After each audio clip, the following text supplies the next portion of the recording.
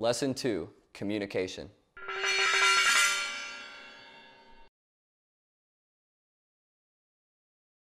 When it comes to communication, it is very important to understand who your teammates are. Understanding who you're talking to and who is receiving your criticism goes so much further than anything else. To have the respect and the knowledge of your teammates is really what chemistry is. You have to be willing to communicate with your teammates both ways as a two-way street, or else it's not going to work. If you have somebody barking in your ear with orders all day long, you're less inclined to listen to them unless that leader listens to what you have to say as well. Communication is a two-way street. It must go both ways, and you must be willing to accept and respect what is coming out of the other person's mind and their mouth.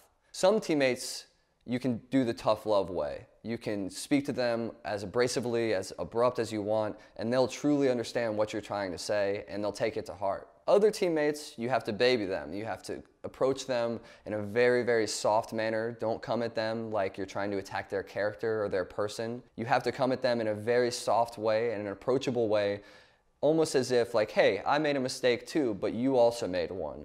You have to give them something to relate to so that they don't just retreat inside of their own shell. You have to give them something that they can truly take to the bank and understand. If you don't, they'll withdraw into their shell, and once you get to that point, there's nothing else coming out. These are the types of things that you have to understand as a leader. You have to understand who your teammates are as a person so that you can communicate with them appropriately. Communicating sometimes as a leader, you have to be the leader. You have to be the captain. You have to be the one that makes these decisions. But that doesn't mean it's a dictatorship. You don't just make a decision on your own.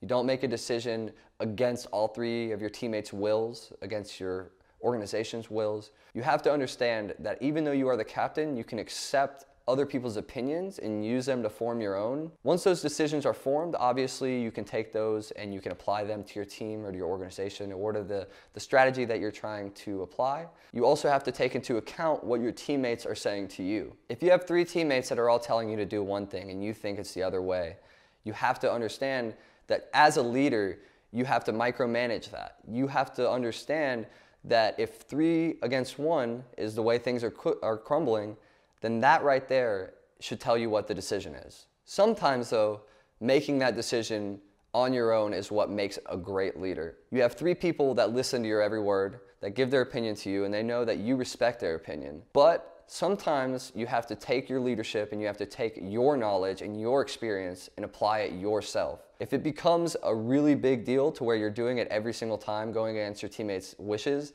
that's when it becomes an issue. But if you truly believe that something is the right way and that something should be done a certain way, then obviously as a leader you have the responsibility and the power to do and act upon your own knowledge. Communication is not just with your teammates though. Communication goes to your organization, it goes to your fans. Communicating with your organization as a leader is a very difficult thing to do. You have to be willing to report to them and let them know the progress of you and your teammates. You also have to report to them and bear the weight of whatever decisions have been made on the team, whatever results have happened in tournaments.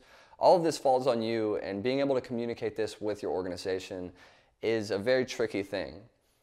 Your organization has to understand that you're in a power position. You are the leader of the team because you deserve to be.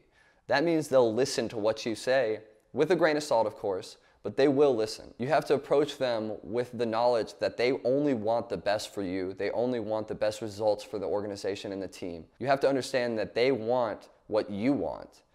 Once you come to common ground and understand that everybody wants the same thing, to win a tournament, to win a championship, it becomes a lot easier to relate and also to show them, show your organization really what went wrong, what went right. You have to bite your tongue sometimes, and you have to make sure that you don't say the wrong things to the organization.